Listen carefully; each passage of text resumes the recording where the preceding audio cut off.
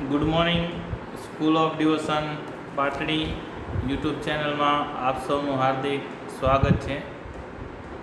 આપ જોઈ રહ્યા છો ધોરણ 11 ઇંગ્લિશ યુનિટ 3 રીડ 2 પોયમ છે વુડમેન સ્પેર ધેટ ટ્રી, એટલે કે કઠિયારા તો આ વૃક્ષ છે તેને છોડી દે, એટલે કે આ વૃક્ષને તું કાપીશ નહીં. તો અહીં જ્યોર્જ બોબ મોરિસ જે છે લખે છે કે woodman spare that tree, touch not a single bough. Woodman એટલે કઠિયારો, સ્પેર ધેટ ટ્રી, સ્પેર એટલે છોડી દે, આ વૃક્ષ છે તેને, touch not a single bough, bough એટલે ડાળી, એક પણ વૃક્ષની ડાળી જે છે એને સ્પર્શ કરીશ નહીં, છોડી દે તું. આ વૃક્ષ જે છે એને કાપીશ નહીં, રહેવા દે, છોડી દે. તો અહીં વૃક્ષ જે છે એ પ્રત્યે લેખક જે છે એમનો પ્રેમ, આદર, માન જે છે વૃક્ષ પ્રત્યેનું એ દર્શાવે છે. એટલે કઠિયારો જ્યારે કાપવા માટે આવે છે ત્યારે એને કહી દે છે કે ટચ નોટ અ સિંગલ બાવ, એક પણ ડાળીને સ્પર્શ કરવાનો થતો નથી. In youth it sheltered me and I shall protect it now. In youth, youth એટલે અહીં બાળપણની વાત છે. It sheltered me, shelter એટલે આશરો આપવો, me એટલે મને, I shall protect it now, હવે અત્યારે હું તેનું રક્ષણ કરીશ. એટલે કે લેખક છે જ્યોર્જ બોબ મોરિસે કહે છે કે ઇન યુથ, નાનો હતો હું ત્યારે એને મને આશ્રય આપ્યો છે, and I shell protect it નાવ, અને અત્યારે હવે હું તેને રક્ષણ આપીશ. Twice my father's forehand that placed it near his cot.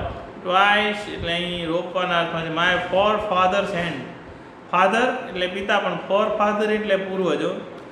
forefather's hand આ મારા પૂર્વજો જે છે એના હાથે રોપવામાં આવેલું છે. that placed it, place એટલે રોપવું, એ near his cot એમને પોતાનો ખાટલો, કોટ એટલે ખાટલો જે છે એની બાજુમાં એમના હાથે, એટલે કે મારા પૂર્વજો જે છે એના હાથે આ જે છે એ વૃક્ષ જે છે વાવવામાં આવ્યું છે. એટલે કહે છે કે ટચ નોટ અ સિંગલ બાવ, એક પણ ડાળી જે છે એને સ્પર્શ કરવાની થતી નથી.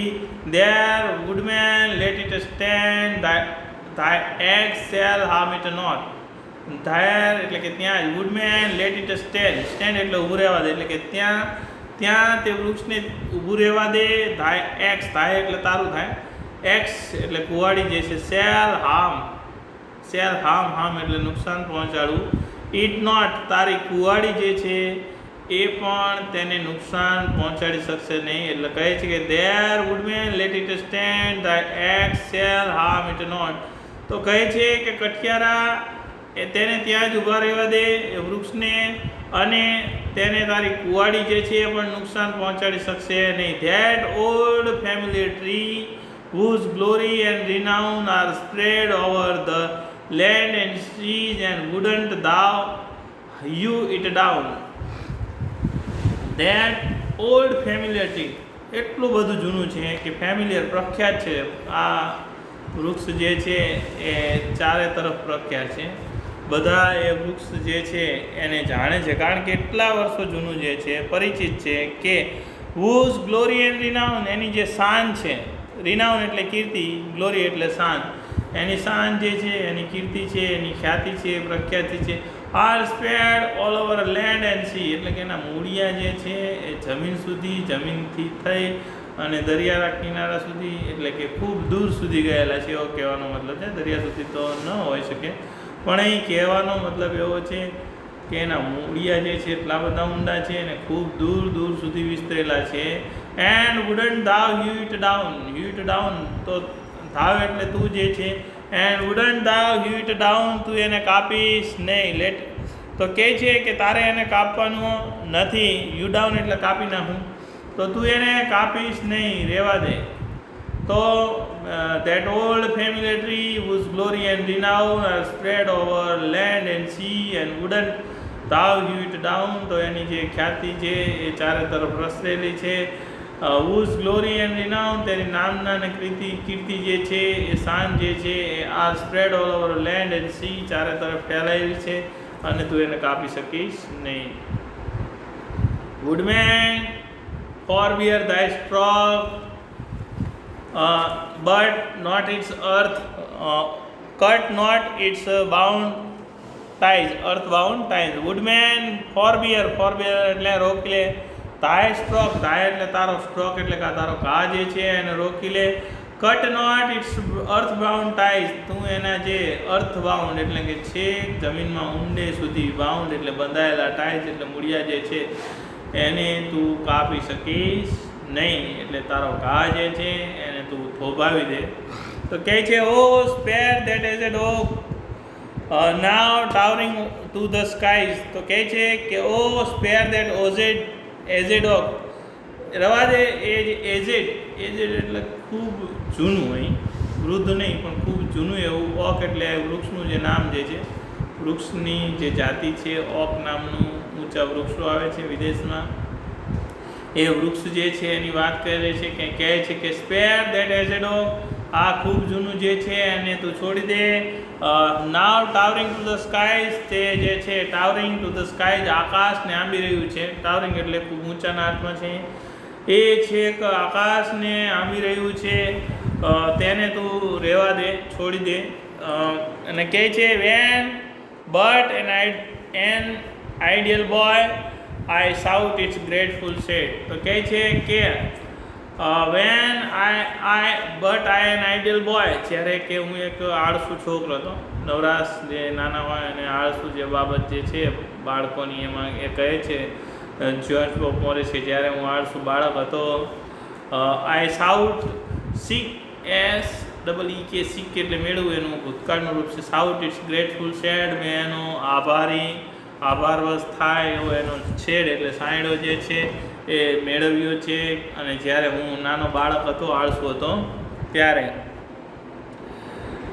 In all their gushing joy, here to my sister played. In gushing joy એટલે કહે ને કે ખૂબ જ ઉમળકા સાથે, બરાબર, ગસિંગ જે એટલે ઉમળકા બહેર અમે આનંદ માણ્યો છે. In their gushing joy, here too my sister played, અમે અહીં મારી બહેન જે છે એ પણ અમે અહીં રમેલા છીએ અને અમે ઉમળકાભેર ખૂબ આનંદ મેળવ્યો. એટલે કે વૃક્ષની સત્ર છાયા જે છે કે છાયા જે છે એમાં અમે ખૂબ રમ્યા છીએ, ખૂબ આનંદ માણ્યો છે. અને એમના જે દિવસો હતા ખુશીના એ યાદ આવી જાય છે. અને કહે છે my mother kissed me here, my father pressed my hand, forgive this foolish tear, but let that old oak stand. તો કહે છે કે my mother kissed me here, મારી માતા જે છે એને મને અહીં ચૂમેલો છે. એટલે કે આ વૃક્ષ નીચે જ અમે મોટા થયા છીએ, બેન સાથે રમેલા છે, માતાએ અહીંયા એમને વાલ કરેલું છે. My father pressed my hand એટલે મારા પિતાએ મારો હાથ દબાવ્યો છે. મતલબ એ મારા પિતા જે છે એને મારો હાથ પકડીને ચાલતા શીખવ્યું છે, મારા પિતાએ મને રમાડેલો છે. એ વૃક્ષ જે છે એની સત્ર છાયામાં અમે બધા જીવેલા છીએ. વૃક્ષ જે છે એ અમને આખું પરિવાર છે, અમે અહીં સુખ શાંતિ મેળવી છે, અમે આનંદ પ્રાપ્ત કરેલો છે.